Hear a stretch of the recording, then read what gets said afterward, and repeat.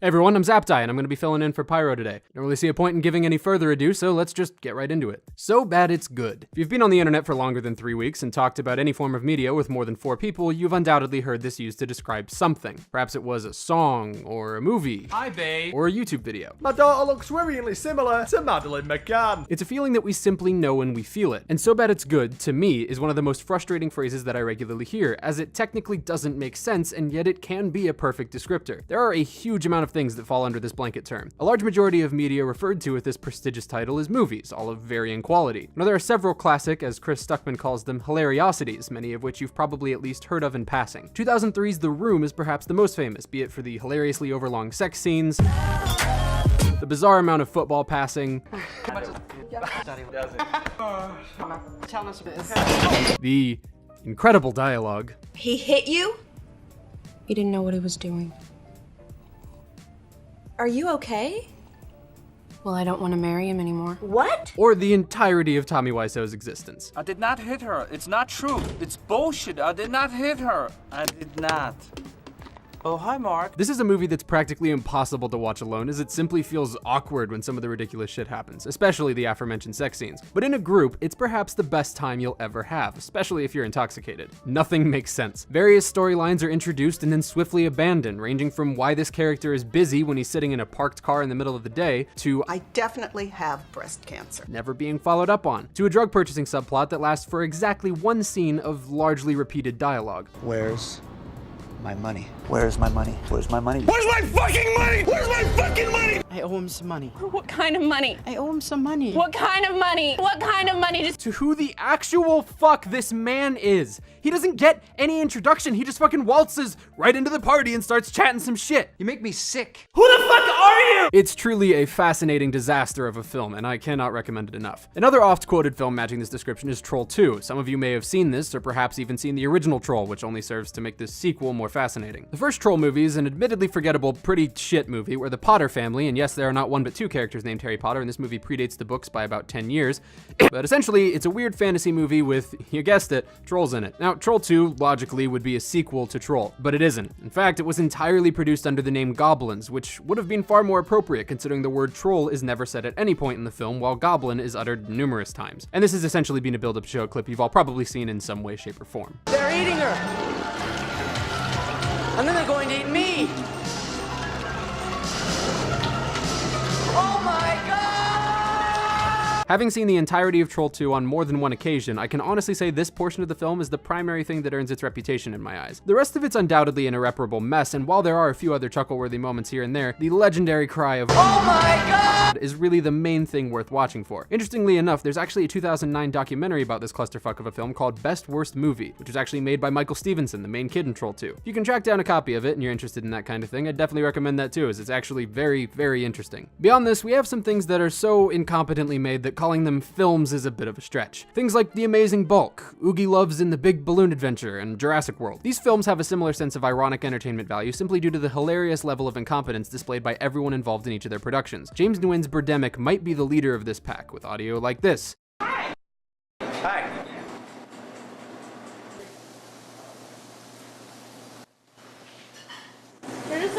Long shots of the main character driving, and driving, and driving, driving, driving, and driving, and driving. Perhaps some of the worst effects, both visual and very special, ever put to film, and the laziest incorporation of promotion I've ever seen. They just printed out the web address on a piece of printer paper and taped it to a fucking wall. And by the way, Birdemic's main theme is that if we don't take care of the environment by not driving cars for very long stretches of runtime, or by not having clothed sex, birds will turn kamikaze and start exploding and murdering everyone. You can see the influences. Hitchcock, the guy who directed Eight-Legged Freaks, Alfred Hitchcock. However, all three of the films I focused on are examples of how these so bad it's good movies should be. To me, they have to be a mess through incompetence. Tommy Wiseau, with every fiber of his being, thought he was making his magnum opus, a true tour de force of cinema that would be discussed long after he's left this humble earth. In a way, he may have succeeded in doing just that, seeing as the movie is now 13 years old and shows no signs of dying down in popularity anytime soon. However, I can guarantee you that this was not how he intended it to happen, and I can almost guarantee that he still thinks it's because people find his movie to be brilliant. Perhaps Perhaps you would suspect that he'd learned something about directing in these last 13 years, but frankly, his TV series The Neighbors, his only project since The Room, which was released a mere 2 years ago, shows that he has not learned anything further about the art of filmmaking, and likely never will. Which is good, because honestly, I wouldn't want him to.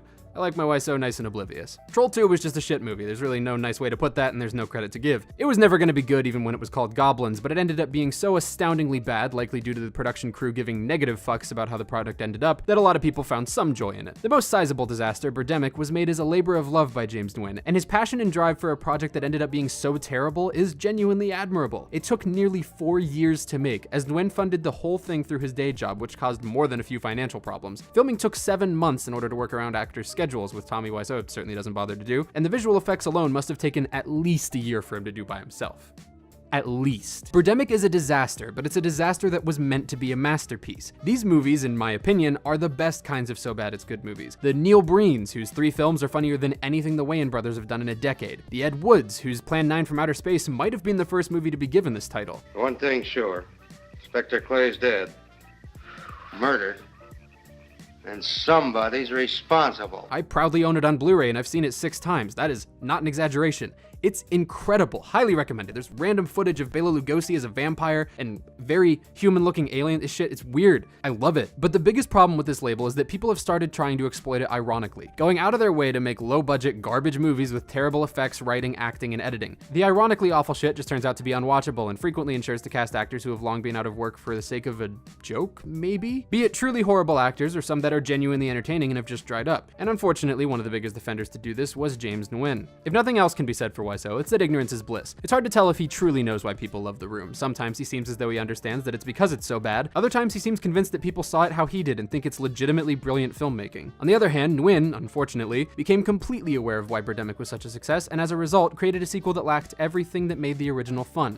Its accidental nature. Birdemic 2: The Resurrection is quite possibly the worst movie I've ever seen, because it's trying to be, and it's succeeding. At least he can give himself credit for succeeding once. Nguyen attempts to add self-awareness and intentional humor to the film, but quite frankly, he's nowhere near talented enough of a writer to do that, as his debut clearly showed. Self-awareness can work for some films. I mean, musical artists can take advantage of it as well. And hell, some of the funniest comedians, both living and dead, are practically built on self-awareness. But these people, writers, musicians, they're all talented. James Nguyen is not, and his films show it. The charm is gone, beaten out of it, much like jokes about the Fine brothers or using the letter L as an unironic response to anything. Nguyen started off as an innocent, horrible filmmaker, but others can't make the same claim. For those of you particularly into terrible life choices or Tara Reid films, and don't even pretend to be in the latter category as it doesn't exist, you may have seen the Sharknado series, which prior to writing this video, I had no idea there were fucking 4 of. The last one I heard about was the first sequel, brilliantly titled The Second One, which I refused to watch then and refuse to watch now. The same mindset applies to the third film, subtitled Oh Hell No, which is somehow worse than the second one. The newest one, subtitled The Fourth Awakens, hasn't aired yet, but frankly, I'm very offended by the fact that its title insults people with lisps. With all that in mind, I'll only be talking about the first in depth as it's the only one I've seen, but we'll cover all 4 briefly. Frankly, the cameos and random big name actors that appear are all the value these movies have. The novelty of, oh, this person who I know from other things is in this shitty thing, how funny. It's not funny. Famous people appearing is not funny by default, or at least it shouldn't be. Some movies, like This Is the End, pull this concept off quite well. This character, who's actively going after Danny McBride's dick and wearing a human leash, is revealed to be a completely unexpected celebrity who actually delivers funny lines. I won't ruin who it is for those of you who haven't seen it, but it's a textbook example on how to do a cameo that relies on the personality. Sharknado's entire gag is simply that the person is in it. Fucking SpongeBob utilized the David Hasselhoff cameo better than this because it was also a Baywatch parody and also came out of nowhere. This is just,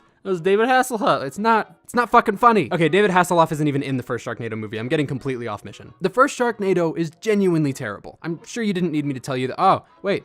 Actually, if you check Rotten Tomatoes before watching movies, maybe you did. The number is way too fucking high. But I'm serious. I loathe this thing. I hate it with a passion that burns only slightly less bright than the money pumped into this landfill of a series of images. I'm willing to admit that I'm almost definitely taking this too personally, but I find Sharknado to be incredibly insulting. It's a prime example of sheer laziness being rewarded hand over fist. The acting in it is atrocious, not that anyone would be expecting too much from TV discount actors Tara Reid and him. The effects were clearly produced in the minimum time possible. I mean, just look at that. And I can see the comments now. They're supposed to be terrible. Yeah, I fucking know. The sequel is called The Second One, which wasn't even an original title. A fucking fan came up with it. That is not the subtitle of a film that's trying. But even if it's terrible on purpose, that's an admittance that they're still terrible. The fact of the matter is, being ironically shitty and being shitty are more often than not the exact same thing. Ironically, making something very poorly with no charm is still poorly made and charmless. If someone had a shitty Minecraft Let's Play channel but said it was ironic, would you watch it? Unless they were genuinely funny while doing their shtick, it's not likely. Some of the earlier popular parody movies like Airplane, This Is Spinal Tap, and Hot Shots Part 2, along with more recent ones like Black Dynamite, Walk Hard, and Hot Fuzz, are fine examples of how to nail what ironically shitty films attempt. Because on top of the irony and the satire, they're genuinely hilarious and genuinely well made. Effort goes into them. The performances are convincing, even if they're cheesy, but the lines throughout vary from clever to outright stupid. Yet the sincerity and effort behind it makes it all gold. The ridiculousness of some of these film scenarios, such as fighting in a miniature village, or one man slapping another, having the actor break character and quit, then replacing him all within a few seconds of film time, or having a woman panicking over a possible plane crash get violently beaten by people of all ethnicities with all kinds of weapons. While I'm on the topic of Airplane, Seth MacFarlane's Ted is another example of where satire doesn't work, because rather than do anything original with the bar dance scene from Airplane, it just copies it verbatim, adding literally no value except that Mark Wahlberg and Mila Kunis are performing the dance now. It's almost like if you made videos about other people's content that has infinitely more value than your own. A sad world that would be. However, Sharknado doesn't have that dedication or love to its roots. Sharknado is sci-fi's depressingly successful attempt at cashing in despite having completely lost their ability to make decent content. While there have undoubtedly been a handful of high-quality exceptions to this rule over the year, the network has recently descended into unadulterated schlock. And on top of that, Sharknado is not sci-fi's only intentional B-movie offender. In fact, they have a whole series of these. The amalgamation titles aren't even limited to Sharknado, nor is the inclusion of fucking sharks, as Sharktopus exists. Sharktopus. And perhaps this shouldn't be surprising coming from the Asylum, a company behind masterworks such as Mega Shark vs. Giant Octopus, Atlantic Rim, Almighty Thor, and Abraham Lincoln vs. Zombies. They solely exist to produce these ironically garbage films, or to hastily make films with similar titles to recent blockbusters. Transmorphers, for example, so that 70-year-old women making a trip to the drugstore can get confused by the titles and buy it for their spoiled grandchild's 7th birthday. Despite how hard I've been on these faux B movies, there's nothing inherently wrong with enjoying them. Clearly, if they've made 4 fucking Sharknado movies, more people like them than don't. There's exactly one moment where I can completely understand the enjoyment of Sharknado. Claudia, move!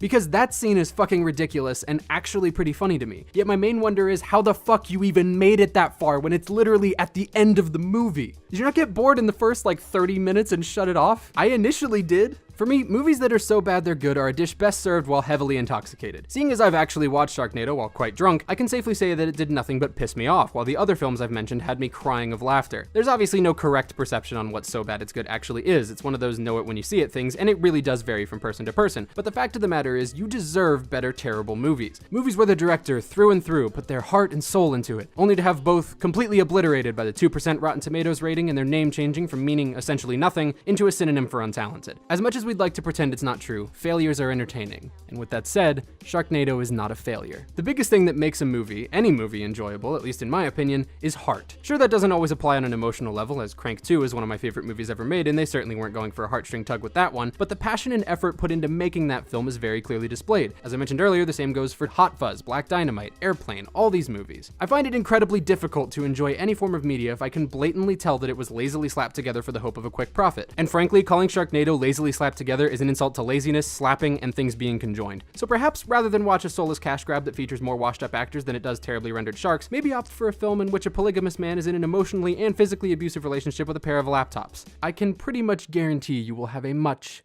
much better time. Again, I'm Zaptie. My channel will be linked in the description. Thanks again to Pyrocynical for featuring me, and I hope you guys enjoyed.